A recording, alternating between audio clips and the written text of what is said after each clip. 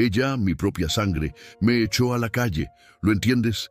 Mi hija me dejó sin nada, con una mano adelante y otra atrás. Pero lo que ella no sabe es que yo no soy la víctima que cree. Mi pasado, ese que enterré hace décadas, ahora es mi única arma. Creí que todo estaba perdido, que mi vida había terminado en la miseria, pero este anciano tiene un truco bajo la manga. Vas a alucinar.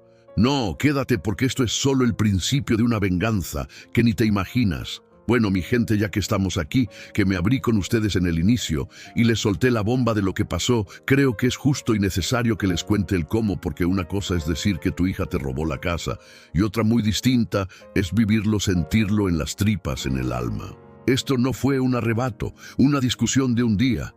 No, esto fue algo cocinado a fuego lento con una frialdad que aún hoy me congela la sangre cada vez que lo recuerdo. Vamos a ponernos en situación. Yo, Arturo, un hombre que siempre se jactó de ser un trabajador, un proveedor, que sí, que tuve mis demonios, mis errores, mis sombras. De eso ya hablaremos porque es parte de la historia, la parte que lo cambió todo. Pero siempre fui un padre presente a mi manera. Mi hija Elena era mi única descendiente y claro, uno siempre piensa en el futuro, en el legado, en dejar algo. Mi casa, esa casa que levanté con el sudor de mi frente, ladrillo a ladrillo, con cada peso que ahorraba, era mi joya, mi seguridad, el único refugio que conocía y la quería para ella. Sí, para ella. Qué ingenuo fui. La cosa empezó sutil. Elena, que siempre fue un poco, no sé cómo decirlo, calculadora, pero yo la atribuía a su inteligencia, a su visión para los negocios. Papá, la casa está viejita, necesita arreglos. ¿Por qué no ponemos todo a mi nombre? Así, si pasa algo, no hay problemas con herencias, trámites, esas cosas. Yo en mi vejez, con la vista cansada, la mente un poco más lenta, pero el corazón lleno de confianza en mi propia carne, le dije, claro, hija, lo que sea mejor para ti y para nosotros. Esa fue mi primera estocada, la que me di yo mismo sin saberlo. Firmé papeles que no leí con la atención que merecían. Ella con su sonrisa dulce y sus ojos que brillaban de una manera que ahora sé que no era por cariño, sino por ambición, me decía, no te preocupes, papá, esto es para tu seguridad, siempre vas a tener tu techo. Y yo le creí, pobre de mí. Le creí con la fe ciega de un padre que adora a su hija. Pasó un tiempo, los arreglos nunca llegaron. La casa, de hecho, empezó a deteriorarse más. Pero lo que sí llegó fue la distancia. Elena se volvió cada vez más ocupada con 1000 cosas que hacer. Mis llamadas eran respondidas con monosílabos. Mis invitaciones a comer eran declinadas con excusas vagas. Y yo, que siempre fui un tipo con orgullo, no la presionaba. Pensaba, es joven, tiene su vida, ya vendrá, ya se acordará de su viejo. Pero el verdadero golpe, el que me dejó sin aliento, llegó un martes gris y frío, como si el clima supiera lo que se avecinaba. Estaba yo en mi sillón leyendo el periódico cuando llamaron a la puerta. Pensé que sería el vecino o quizás alguna de esas señoras de la iglesia que a veces pasaban a dejarme una comida. Pero no, eran 2 hombres trajeados con semblantes serios y unas carpetas bajo el brazo.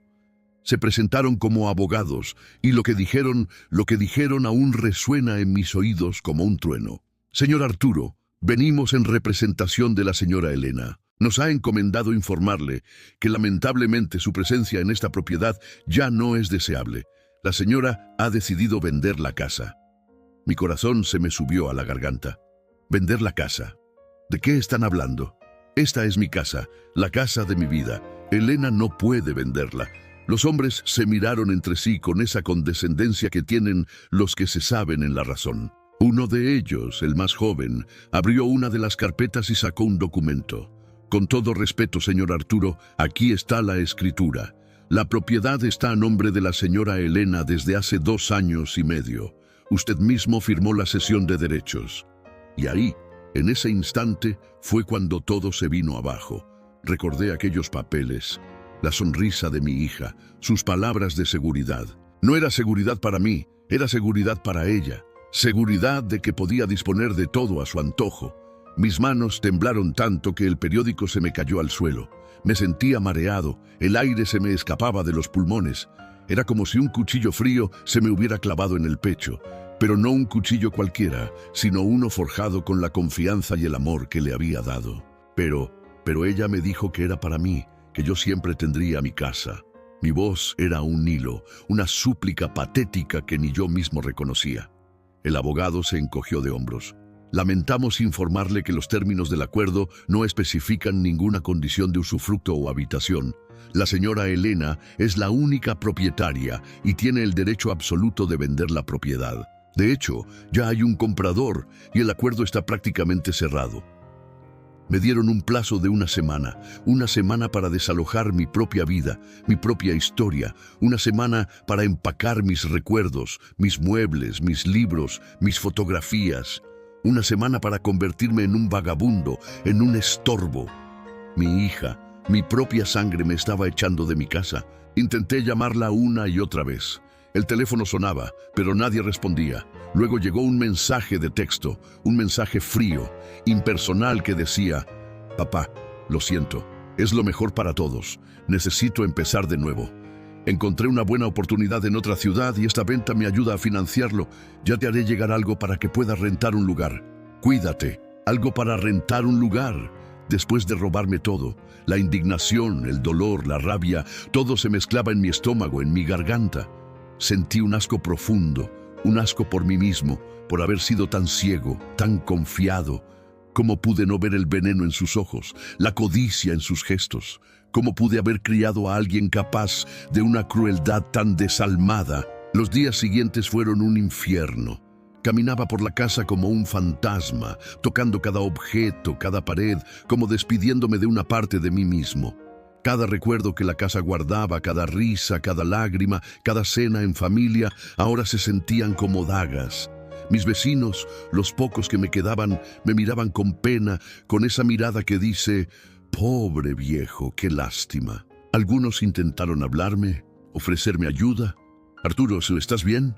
Escuchamos que la casa se vende». Yo solo asentía, incapaz de articular palabra, con la vergüenza quemándome la cara.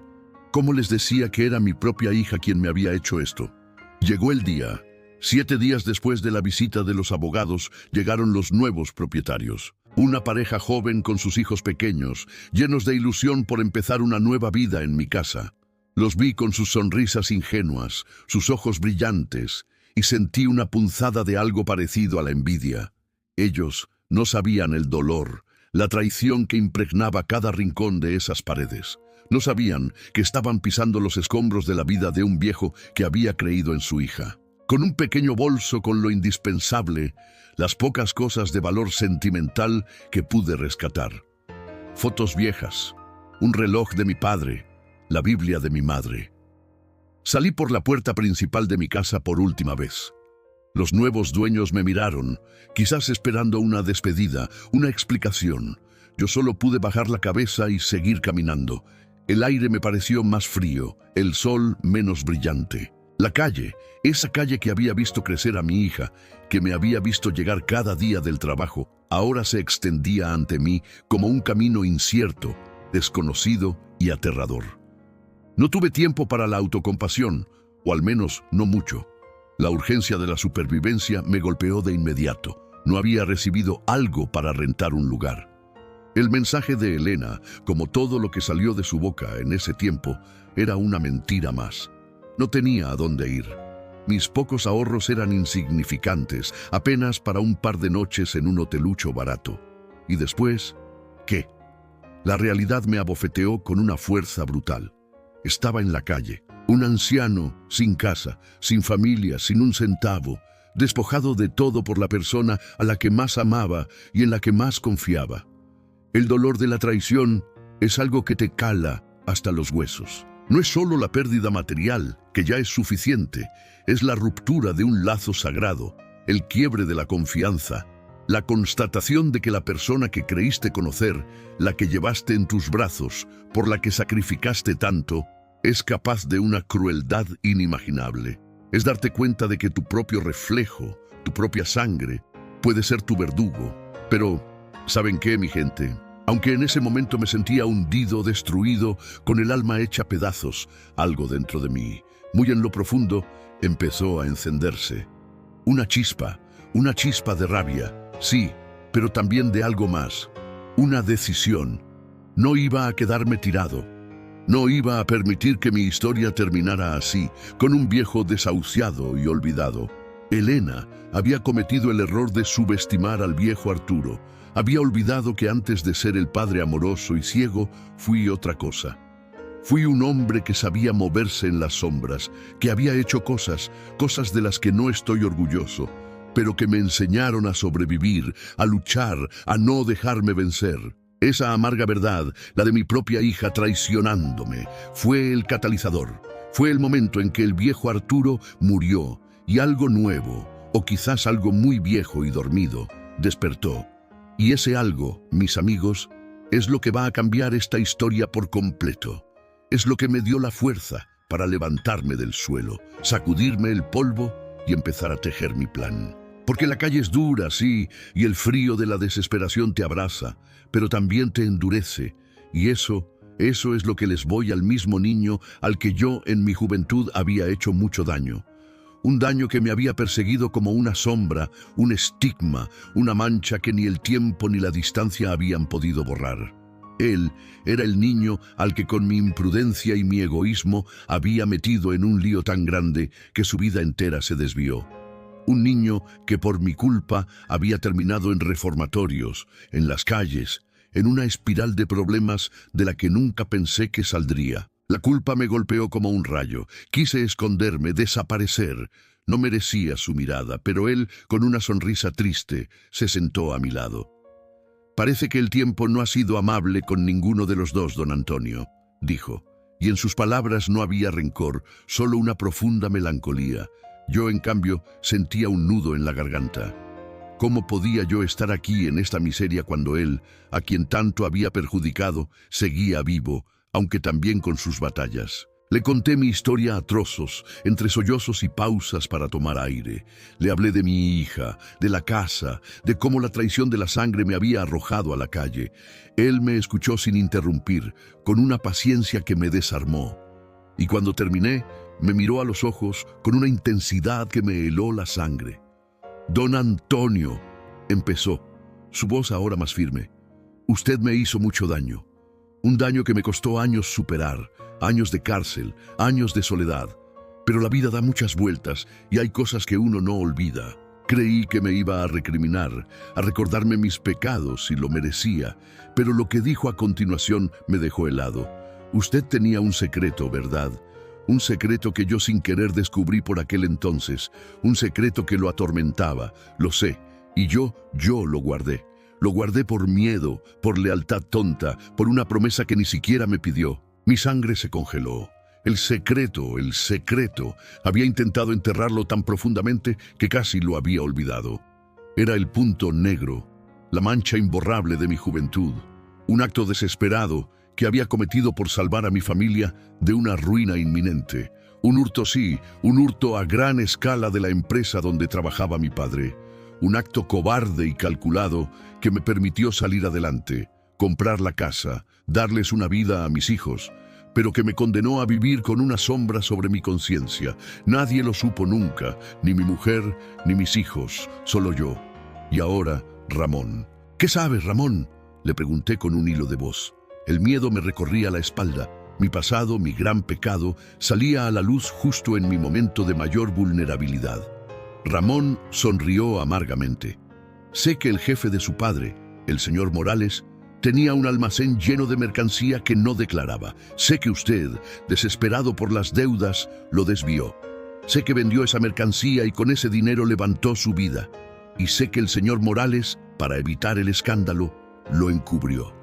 Pero yo lo vi, don Antonio, lo vi todo. Yo era un crío, pero no era tonto». Las palabras de Ramón cayeron como piedras sobre mi cabeza.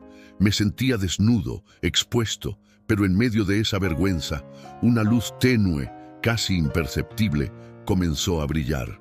«Y el señor Morales, don Antonio», continuó Ramón, «él no era un hombre de olvidar. Aunque lo encubrió, me encargó a mí años después, cuando ya éramos adultos y yo estaba en una mala racha, que lo vigilara, que supiera de su vida. Él siempre creyó que usted se lo debía, y antes de morir me dejó un encargo. un encargo que yo hasta ahora no había cumplido. Mi mente empezó a girar a 1000 por hora. Un encargo. ¿Qué encargo? El señor Morales había muerto hacía años, pero su sombra seguía siendo alargada. El señor Morales, don Antonio, era un hombre vengativo y justo antes de su muerte se enteró de la jugada de su hija. Supo que ella lo había echado, que lo había despojado de todo y me dijo: Ramón, ese hombre me debe una, pero también la vida le ha cobrado la suya. Si alguna vez lo ves en la calle desamparado y esa hija suya se sale con la suya, quiero que saques a la luz el secreto y que uses esto. Ramón metió la mano en su bolsillo y sacó un sobre amarillento, sellado. Esto es una confesión, la confesión del señor Morales. Detalla cómo usted desvió la mercancía. Sí, pero también detalla cómo él usó ese dinero para lavar capitales. Y lo más importante, don Antonio, el señor Morales tenía una póliza de seguros de vida muy jugosa a nombre de su padre, que usted en su momento pudo haber cobrado si no hubiera habido este lío. Él la guardó y en su testamento estipuló que si alguna vez usted se veía en la miseria y su hija era la culpable, yo debía entregarle esta póliza y la confesión como una forma de compensar su silencio y, según él, de saldar su propia cuenta con la vida. No podía respirar. Un documento que implicaba a Morales en lavado de dinero, una póliza de seguros a nombre de mi padre con un beneficiario que podía ser yo. Morales había jugado conmigo todo este tiempo. Me había mantenido bajo su pulgar, guardando este as bajo la manga. Era retorcido, sí, pero era una oportunidad que se materializaba de la manera más inesperada, de la mano de la persona a la que yo más había herido. ¿Por qué haces esto, Ramón?, le pregunté con los ojos llenos de lágrimas. Después de todo lo que te hice, él suspiró. Don Antonio, la vida es muy complicada. El odio me consumió durante años. Quise vengarme de usted 1000 veces, pero luego cuando crecí, cuando entendí que cada quien carga su cruz, me di cuenta de que el rencor solo me hacía daño a mí. Y el señor Morales era un hombre complicado, pero en el fondo creo que también quería redimirse.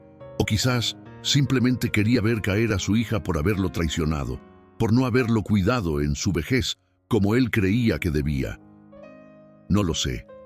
Lo que sí sé es que esta es su oportunidad, una oportunidad que le da la vida a través de mis manos para que recupere lo que es suyo, para que le dé una lección a esa hija ingrata. Me tendió el sobre. Mis manos temblaban al tomarlo. El peso de ese papel era inmenso. No era solo un documento, era mi salvación. Era el arma con la que podría recuperar mi vida. Pero también era la prueba de mi pecado más grande, un arma de doble filo, sin duda.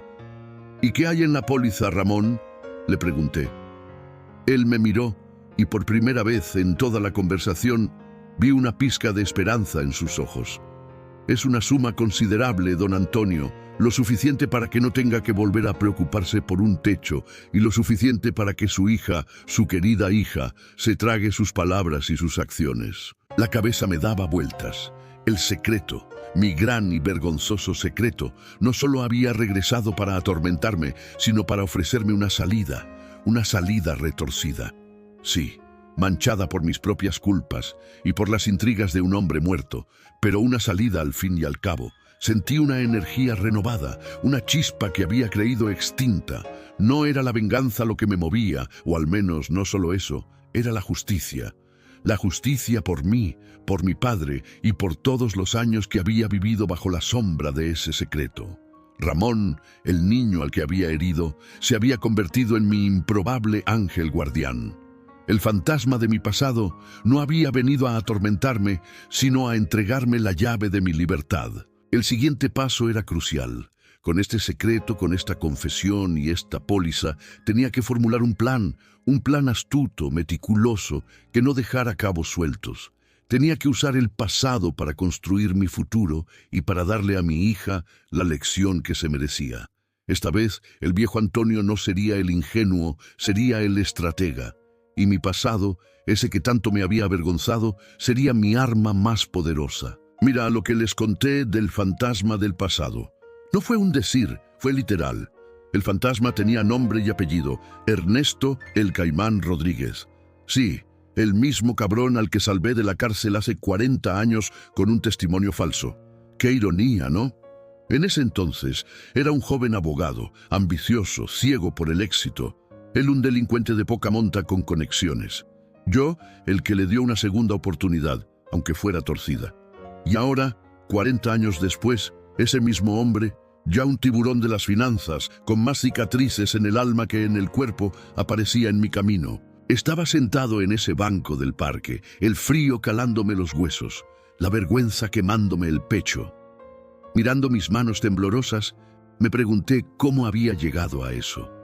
Cómo un hombre que se creía tan astuto, tan previsor, podía terminar en la calle despojado por su propia sangre. Y justo en ese momento, una sombra se posó a mi lado. Un tipo de traje impecable, canas plateadas, ojos que parecían haber visto el infierno y haber regresado para contarlo. Era él, Ernesto. «Don Ricardo», dijo con esa voz ronca que recordaba perfectamente. «Qué pequeño es el mundo, ¿eh?» Mi corazón dio un brinco. Pensé que venía a reclamarme algo, a recordarme mi deuda moral, pero no. Su mirada no era de reproche, sino de compasión. No, eso no encajaba con el caimán, más bien era de interés, como un depredador que encuentra una presa herida, pero que también ve un potencial inesperado. Le conté todo, sin rodeos. La traición de mi hija, el despojo, la humillación. Cada palabra era un puñal que me clavaba a mí mismo, pero necesitaba sacarlo. Él escuchaba en silencio, sin interrumpir, solo asintiendo de vez en cuando. Cuando terminé, se quedó pensativo un momento. «Usted me salvó, Ricardo. Yo no olvido.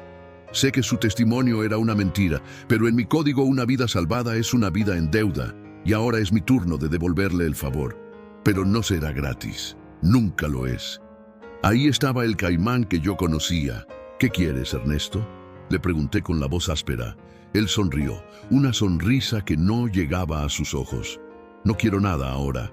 Quiero que usted recupere lo suyo, que le demuestre a esa víbora de su hija que el viejo zorro, aún esa desesperación, me llevaron a recordar quién era yo realmente y lo que era capaz de hacer para recuperar lo que era mío».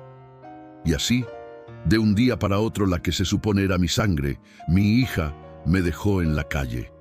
¿Entienden lo que es eso? No es solo perder un techo, no es solo perder tus cosas, que ya es bastante, es perder la dignidad. Es sentirte un mueble viejo y apolillado que tus propios hijos deciden tirar a la basura sin remordimiento. La casa, esa casa que construí con mis propias manos, ladrillo a ladrillo, sudor y lágrimas, la había vendido.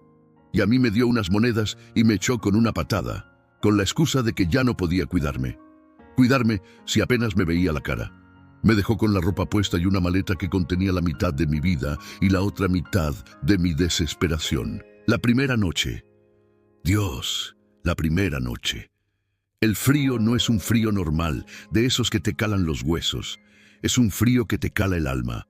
Un frío que te dice, estás solo, viejo, completamente solo. Me busqué un hueco bajo un puente, un lugar oscuro y ruidoso por el tráfico, pero donde al menos el viento no me golpeara directamente la cara. Sentado en el suelo, con mi espalda contra el hormigón frío y húmedo, empecé a repasar mi vida como si fuera una película de terror. Cada escena, cada decisión, cada persona que había amado o herido. Miraba a la gente pasar, siluetas borrosas bajo las farolas, risas lejanas, el motor de un coche que se alejaba. Todos tenían un lugar a donde ir, una cama caliente, una cena esperando. Yo solo tenía el asfalto, él. Las horas se hacían eternas. El estómago me rugía de hambre, pero el nudo en la garganta era más fuerte. ¿Cómo había llegado a esto? ¿Cómo un hombre que había trabajado toda su vida, que había creído haber construido un futuro, terminaba así? El segundo día, la vergüenza de que alguien me reconociera. La vergüenza de pedir una moneda, la vergüenza de sentirme invisible y a la vez el centro de todas las miradas de desprecio. Me mezclaba con los otros sin techo, esos rostros marcados por la dureza de la calle, por la indiferencia del mundo. Compartíamos miradas vacías, a veces una palabra de aliento, un cigarrillo a medias. Aprendí rápido las reglas no escritas. ¿Dónde conseguir un poco de comida? ¿Dónde pasar la noche sin ser molestado? ¿Cómo evitaba los peligros? Cada amanecer era un recordatorio brutal de mi nueva realidad. El sol salía, pero para mí no había esperanza en sus rayos, solo la promesa de otro día de sobrevivir. Me dolían los huesos, la espalda, las rodillas, la artritis, que antes era una molestia, ahora era un verdugo implacable. Caminaba cojeando, arrastrando los pies, con la mirada clavada en el suelo, buscando algo que pudiera valer una moneda. Latas, botellas, cartones, cualquier cosa que me permitiera comprar un trozo de pan. La higiene era un lujo olvidado. El olor a sudor, a suciedad, a desesperación se pegaba a mi ropa, a mi piel. Intentaba lavarme la cara en alguna fuente pública, pero era una batalla perdida. Me sentía sucio por fuera y lo que era peor por dentro. La mugre física era un reflejo de la mugre de mi alma. Empecé a hablar solo. No, al principio no, eso se hace cuando ya llevas un tiempo, pero la soledad, el silencio de la noche, te empuja a ello. Hablaba con los recuerdos, con los fantasmas de mi pasado, y ahí es donde empezó lo bueno, lo interesante de todo esto, porque la calle, mis amigos, la calle te desnuda, te quita las máscaras, te obliga a verte tal cual eres, sin filtros, sin excusas. En esas largas noches de insomnio, con el frío mordiéndome los talones, empecé a hurgar en mi memoria y no solo en la traición de mi hija. No, eso era solo el detonante, la última gota de un vaso que se había ido llenando a lo largo de décadas. Empecé a recordar todo, mi juventud, mis sueños, mis ambiciones y sí, también mis errores. Errores, ¿saben? De esos que uno entierra tan hondo que cree que nadie los volverá a desenterrar. Recordaba a mi esposa Elena. Dios, qué mujer. La amé con locura, pero también le hice daño. Mi ambición desmedida, mi necesidad de siempre tener más, me hizo descuidarla. Trabajaba día y noche, sí, para darle lo mejor. Pero, ¿qué era lo mejor si no estábamos juntos? Si ella se sentía sola en esa casa grande y vacía que yo me afanaba en pagar. Y luego, claro, los deslizos, esos pequeños momentos de debilidad que crees que nadie ve, que nadie sabe, pero el destino, o la vida, o como quieran llamarlo, siempre te pasa la factura. Y ahí, tumbado en un cartón bajo la luna indiferente, me preguntaba, ¿habrá sido esto un castigo, un ajuste de cuentas por todas las veces que no estuve para Elena, por las veces que fui injusto con ella, por las veces que la hice sentir menos, por las veces que puse el dinero por encima de todo? Ella me dejó, ¿saben? Me dejó mucho antes de morir.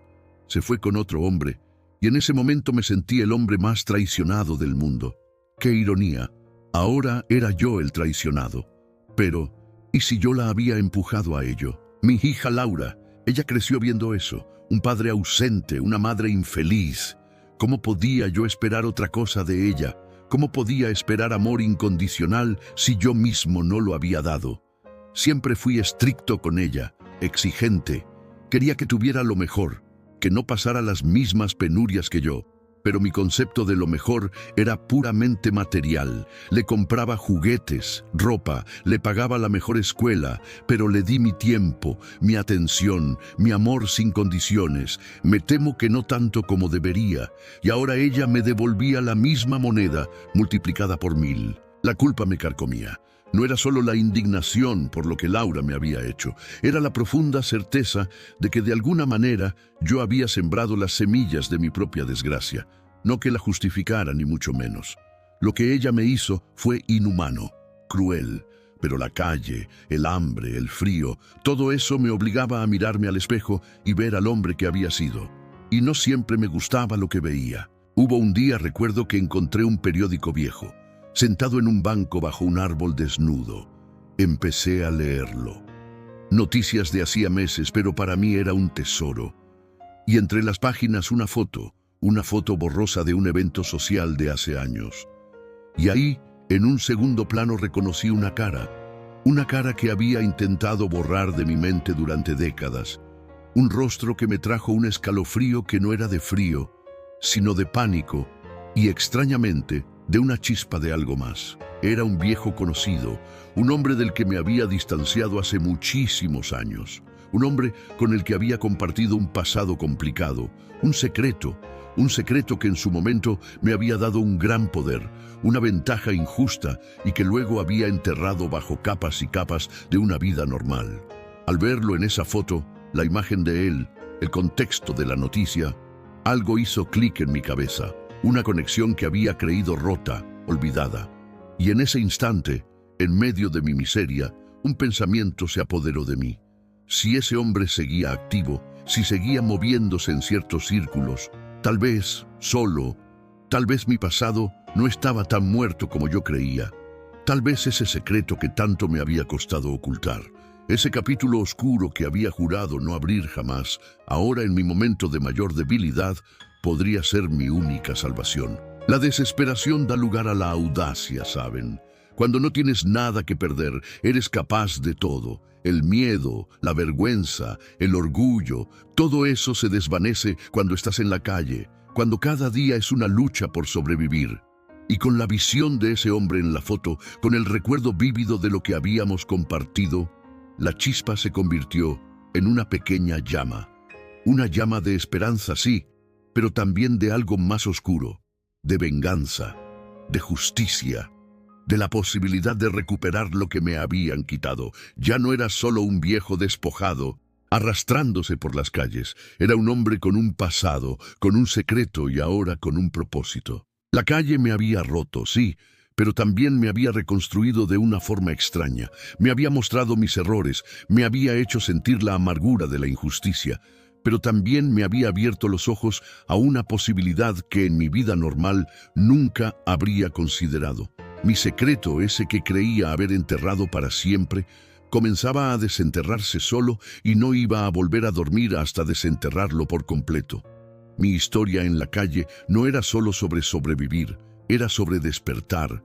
Despertar a la realidad, a mis fallos y a la posibilidad de que un fantasma del pasado pudiera ser la clave para mi futuro. La calle me enseñó a luchar no solo por un pedazo de pan, sino por mi propia existencia, por mi dignidad. Y esa lucha, mis amigos, apenas estaba comenzando. El frío del asfalto se me metía hasta los huesos, amigos. Cada noche era una tortura, un recordatorio constante de lo que había perdido. Mi dignidad, mi hogar, mi propia hija, todo se había ido. Pero en medio de esa oscuridad, cuando ya sentía que la vida se me escurría entre los dedos como arena, algo inaudito sucedió. Una chispa en la penumbra, un fantasma, sí, un fantasma de mi pasado más turbio, más vergonzoso, se materializó frente a mí. Estaba yo en un banco del parque de esos, que por las noches se vuelven refugio de almas perdidas como la mía. La mirada fija en el vacío, intentando recordar el sabor de un buen café, el calor de una cama limpia, y de repente, una voz ronca familiar, pero que mi mente embotada por el hambre y el frío tardó en reconocer. «Don Antonio, ¿es usted?» El corazón me dio un brinco como un pájaro enjaulado. Levanté la vista, temeroso de lo que pudiera encontrar, y ahí estaba. Un hombre canoso con las marcas de los años y de una vida dura grabadas en el rostro, pero con unos ojos que no había olvidado en 50 años. «Ramón», balbucé sin poder creerlo. Ramón, el hijo de doña Elena, la vecina, con una mezcla de sorpresa y desdén, como si fuera un fantasma que había resurgido de las cenizas. «¿Qué haces aquí, papá?», dijo Sofía con un tono que mezclaba fastidio y condescendencia. Creí que ya habíamos aclarado todo. No hay nada más que hablar. No respondí de inmediato. Quería que se sintiera cómoda en su arrogancia, que creyera que yo era el mismo viejo indefenso que había expulsado de su vida. Fue Luis quien tomó la palabra.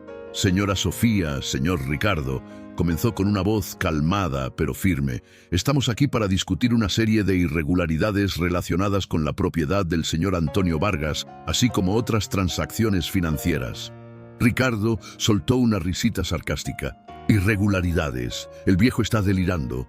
Todo está en regla. Mi esposa es la dueña legítima de esa casa y de todo lo demás». Sofía me miró y por un instante pude ver un atisbo de preocupación en sus ojos, pero se desvaneció rápidamente, reemplazada por su habitual altanería. «Papá, por favor, no sigas haciendo esto. Es patético. Ya te dije que te ayudaría a conseguir un lugar, un asilo donde te cuidaran». Esa fue la gota que derramó el vaso. Mi sangre hirvió, pero me contuve. Esta vez, el silencio fue mi arma. Fue la señorita Rojas quien intervino con una carpeta de documentos en la mano. «Señora Sofía», dijo la detective. Su voz era un bisturí afilado. «Hemos estado investigando las transacciones de los últimos años. Tenemos pruebas de que usted, en connivencia con su esposo, utilizó medios fraudulentos para transferir la propiedad del señor Vargas a su nombre. También hemos descubierto movimientos de dinero irregulares en sus cuentas que coinciden con los fondos de ahorro de su padre». Los rostros de Sofía y Ricardo palidecieron. La sonrisa de suficiencia de Ricardo se borró, reemplazada por una mueca de incredulidad. Sofía, por su parte, intentó recuperar la compostura. «Eso es una calumnia», exclamó con la voz temblorosa. «Es mentira. Mi padre me dio la casa voluntariamente como un regalo». «¿Un regalo?», dije por fin.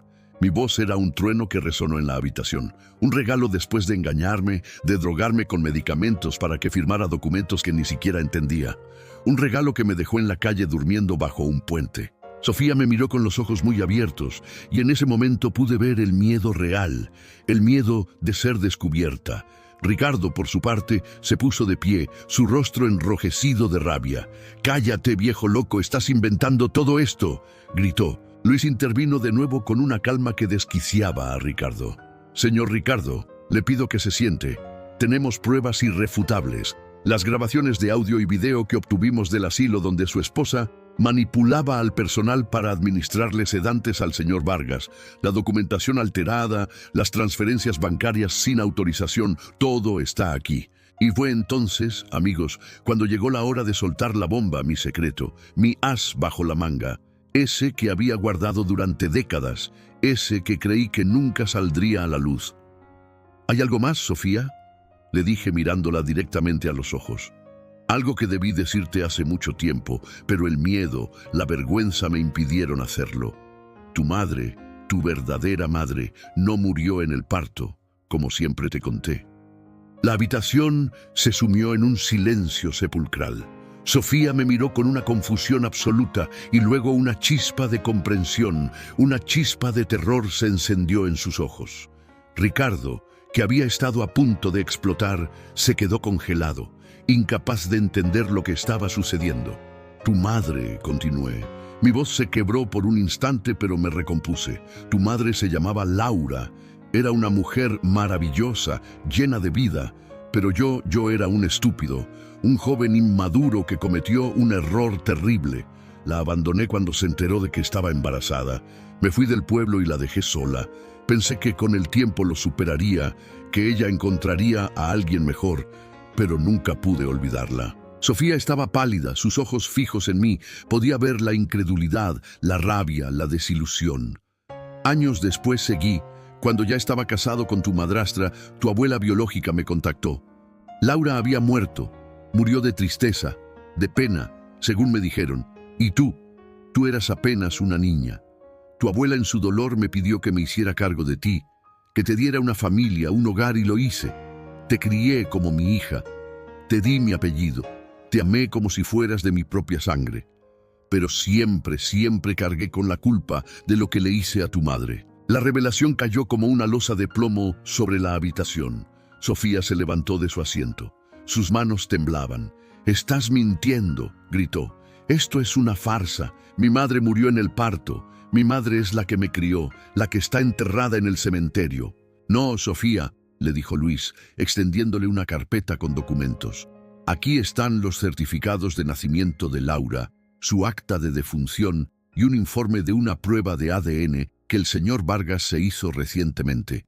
Usted no es hija de la señora que está enterrada, es hija de Laura, y su padre, don Antonio, es su padre biológico». Sofía tomó los documentos con manos temblorosas. Sus ojos recorrieron las páginas y en cada palabra, en cada fecha, pude ver cómo su mundo se desmoronaba.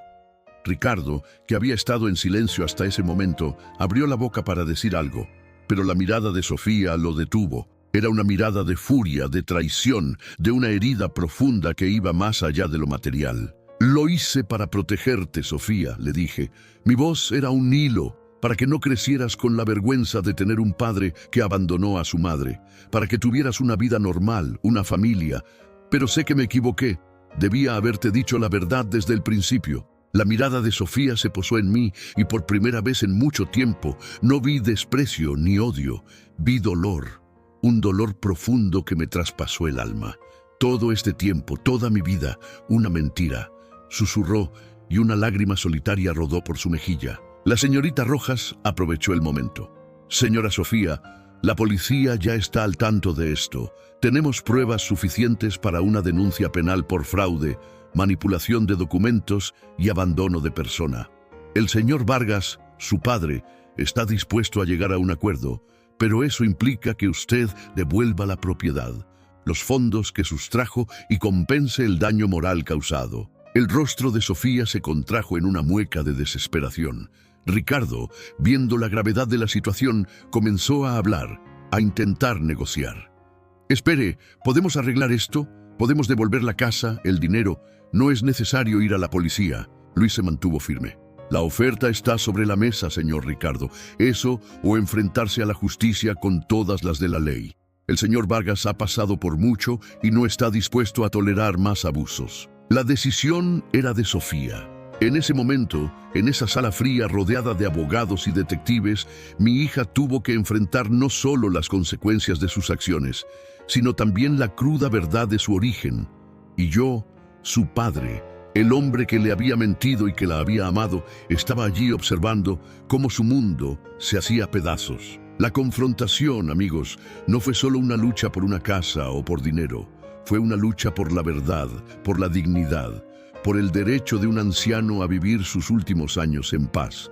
Y en ese momento, mientras veía a mi hija, mi Sofía, enfrentar su realidad, supe que a pesar de todo el dolor, la justicia a su manera había comenzado a manifestarse. Lo que pasó después, la negociación, los papeles firmados, la devolución de mi casa y de mis ahorros, fue solo el final de un capítulo. Pero la verdadera historia, la historia de mi vida después de la tormenta, la historia del perdón y de una nueva oportunidad, estaba apenas comenzando, y es ahí, amigos, donde quiero llevarlos ahora. ¿Creen que el perdón es posible después de una traición así? ¿Creen que se puede reconstruir una vida cuando todo se ha desmoronado? Permítanme contarles así, que aquí estoy de nuevo en mi hogar, con la justicia que nunca creí posible. Esta historia me enseñó que la vida te golpea, pero siempre hay una grieta por donde se filtra la luz. El perdón es un camino y la oportunidad siempre hace. ¿Alguna vez sentiste que todo estaba perdido y un giro inesperado lo cambió? Cuéntamelo en los comentarios. Y si te emocionan estas historias de resurgir, suscríbete y activa la campanita para que no te pierdas el próximo capítulo. Cuando todo esté en su sitio, hablaremos de mi comisión, que no será monetaria, se lo aseguro. Necesitaré su experiencia, sus contactos, su conocimiento del lado oscuro de la ley, cosas que solo usted sabe y que yo he dejado de lado por un tiempo, pero necesito un consultor de vez en cuando. El trato me heló la sangre y al mismo tiempo me dio una chispa de esperanza.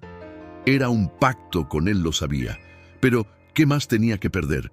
Estaba en la calle, mi dignidad estaba hecha jirones. Esta era la única oportunidad. Acepto, dije con la garganta seca. Y así fue como empezó todo. Ernesto me llevó a su penthouse, un lugar que parecía sacado de una película con vistas a toda la ciudad. Me dio ropa limpia, comida caliente, una cama y me sentó frente a una mesa llena de documentos. «Ahora, Ricardo», dijo, «vamos a trazar el plan maestro. Ella te subestimó. Ese fue su error. Los lobos viejos somos los más peligrosos porque sabemos esperar y conocemos los atajos». La primera fase fue la recopilación de información. Ernesto tenía un equipo de investigadores que se movían como sombras. Necesitábamos cada detalle sobre mi hija Laura, sus finanzas, sus negocios, sus socios, sus debilidades. Quería saberlo todo, y no solo de ella, sino también de su marido, ese vividor que había estado detrás de todo esto, manipulando a mi hija como un títere. Mientras sus hombres trabajaban, yo con una taza de café caliente en la mano y la mente más lúcida de lo que había estado en meses, empecé a desenterrar mis propios recuerdos. ¿Dónde había fallado con Laura? ¿Qué semillas de resentimiento había plantado sin darme cuenta? Recordaba su infancia, sus caprichos, mi obsesión por el trabajo. Siempre le di todo materialmente, pero le di amor, atención genuina. Esas preguntas me atormentaban, pero no era el momento de la autocompasión, era el momento de la acción. Los informes comenzaron a llegar. Laura había invertido una parte de la herencia en un complejo turístico de dudosa reputación. El terreno era problemático, con litigios ambientales y algunas deudas ocultas. Su marido, Marco, estaba desviando fondos de ese proyecto para sus propios vicios, apostando en secreto y perdiendo fortunas. Laura no lo sabía, o al menos no lo admitía. Vivían en una burbuja de opulencia falsa, gastando más de lo que tenían, confiando en que mis propiedades les darían un flujo de efectivo constante. ¡Qué idiotas! No habían previsto al viejo zorro. «Aquí está el punto débil», dijo Ernesto señalando un diagrama de flujos de dinero en una pizarra. Marco es el eslabón frágil, Laura es ambiciosa, pero ingenua en los negocios grandes. Él es un parásito, pero conoce los trucos sucios. Juntos son vulnerables. Nuestro plan tenía varios frentes. Primero, la presión legal. Aunque legalmente me había cedido todo, había cláusulas que Laura y su abogado, un tipo patético que solo buscaba cobrar honorarios, habían pasado por alto. Un pequeño vicio en el testamento, una firma mal autenticada, un detalle ínfimo en la escritura de la casa, que con un buen abogado podía volverse un dolor de cabeza. Ernesto puso a su mejor equipo legal a trabajar, gente que sabía cómo estirar la ley hasta el límite sin romperla. Queríamos fastidiarlos, hacerles gastar dinero, tiempo y minar su confianza. Segundo, la presión financiera. Ernesto tenía contactos en todas partes. Era un maestro en el arte de la información. Empezamos a filtrar rumores en el mercado sobre la inestabilidad del proyecto turístico de Laura. Nada directo, solo susurros, dudas, preguntas. Suficiente para asustar a los inversionistas y a los bancos. Los rumores creaban incertidumbre. La incertidumbre frenaba el dinero, y sin dinero, su imperio de cartas empezaría a tambalearse. El tercer frente y el más delicado era el psicológico. Queríamos que Laura y Marco se desmoronaran desde adentro. Empezamos con pequeños accidentes, una auditoría inesperada de la agencia tributaria provocada por una denuncia anónima sobre movimientos de dinero sospechosos relacionados con el proyecto turístico. Luego, una notificación de inspección del ayuntamiento por supuestas irregularidades en los permisos de construcción de la casa. Tonterías, sí, pero tonterías que cuestan tiempo, dinero y noches de insomnio. Queríamos que sintieran la presión, que empezaran a dudar de todo, a desconfiar el uno del otro. «Necesitas ser invisible, Ricardo», me dijo Ernesto. «Tu aparición debe ser el golpe final cuando ya estén exhaustos y vulnerables. Que no sepan que eres tú el que mueve los hilos hasta el último momento». Así que viví en las sombras observando cómo mi plan se desarrollaba. Desde el penthouse de Ernesto veía mi antigua casa a lo lejos. La veía iluminada por la noche y me imaginaba a Laura y Marco viviendo en ella, creyéndose invencibles. Pero yo sabía que la fortaleza ya estaba siendo minada.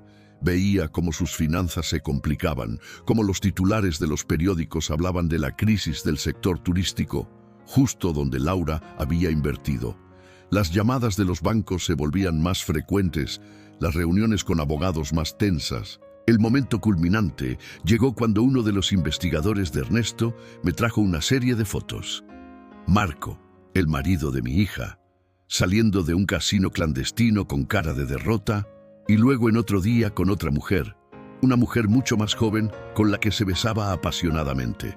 La traición dentro de la traición no me sorprendió. Siempre supe que Marco era un parásito. Esta información era la bomba. Si Laura descubría a Marco, su castillo de naipes se derrumbaría. La confianza, ya erosionada por los problemas financieros, se pulverizaría y ahí era donde yo entraría. «Cuando llegue el momento, Ricardo», dijo Ernesto, «necesitarás el valor para ponerte frente a ella y mostrarle todo sin piedad, porque ella no la tuvo contigo». Pasé días y noches revisando cada detalle del plan, anticipando cada posible contraataque.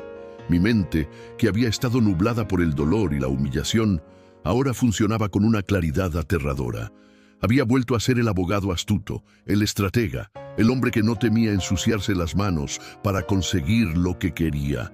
Solo que esta vez mi objetivo no era el éxito personal, sino la justicia, la recuperación de mi dignidad y de lo que era legítimamente mío. Ernesto me proporcionó todo: contactos, recursos, un equipo que se movía sin hacer preguntas. Él no me preguntaba los detalles de mi vida personal con Laura, solo los puntos legales y financieros. Era un negocio para él y una venganza para mí, una venganza fría, calculada, sin un ápice de emoción, o eso creía. En el fondo, cada paso del plan era impulsado por una mezcla de rabia y tristeza. Un día, mientras revisábamos los últimos ajustes del plan, Ernesto me miró y dijo: «Ricardo, ¿estás seguro de esto? Una vez que se inicie este proceso, no hay vuelta atrás. Las cosas se pondrán muy feas para tu hija». Lo miré fijamente. «Ernesto, ella me dejó en la calle, me robó mi vida, no hay vuelta atrás para mí desde el momento en que me cerró la puerta en la cara, y no hay piedad para quien no la tuvo. Yo le di todo y ella me lo quitó todo, ahora yo se lo quitaré a ella». Con la ayuda de un viejo amigo y un viejo secreto, la determinación en mi voz era inquebrantable. El plan estaba listo, cada pieza encajaba a la perfección. Era como un complejo mecanismo de relojería, diseñado para desmantelar la vida de Laura pieza por pieza, y el momento de activarlo se acercaba. Yo, el anciano despojado, el hombre que creyeron que estaba acabado, estaba a punto de demostrarles que un viejo lobo, aunque herido, seguía siendo un depredador y que el juego de la venganza apenas comenzaba. La confrontación sería inevitable y sería brutal. Pero esta vez las cartas no estarían a su favor, estarían en mis manos, y yo tenía un as bajo la manga que nadie esperaba, un as llamado el Caimán y otro llamado Justicia. Amigos, si creyeron que el plan era complicado, espérense a ver cómo se cocinó el plato fuerte. ¿Recuerdan que les dije que había pasado semanas observando, calculando cada movimiento de mi hija, de ese par de buitres que se habían adueñado de mi vida? Bueno, ese tiempo invertido, cada noche sin dormir, cada lágrima contenida, estaban a punto de dar sus frutos. La confrontación, esa palabra que me había carcomido por dentro, ya no era una amenaza, sino una promesa, una dulce y anhelada promesa de justicia. El día que elegimos para el gran enfrentamiento no fue al azar. Tenía que ser un día laboral, un martes para ser exactos, cuando la mayoría de la gente está sumergida en su rutina, y mi hija, la gran ejecutiva, estaría en la oficina en su elemento, creyendo que tenía el control de todo. Fue mi abogado, el joven Luis, el que sugirió el lugar, el bufete de abogados que ella solía usar para sus trapacerías, ese mismo que me había enviado las cartas de desalojo, ese mismo que ahora, sin saberlo, se convertiría en el escenario de su caída. Había algo poético en ello, ¿no creen? Llegué con Luis y la detective privada, la señorita Rojas, a la sala de reuniones. Era una habitación fría, con una mesa de caoba brillante y sillas incómodas. Se sentía como una antesala a un juicio, y en cierto modo lo era. Me senté y por primera vez en meses sentí una calma extraña. Ya no era el anciano desvalido, el hombre que lloraba en silencio. Era un veterano de guerra. Un hombre que había visto cosas peores y que estaba listo para la batalla final. Luis colocó una grabadora de audio en el centro de la mesa. «Para que todo quede registrado, don Antonio», me susurró.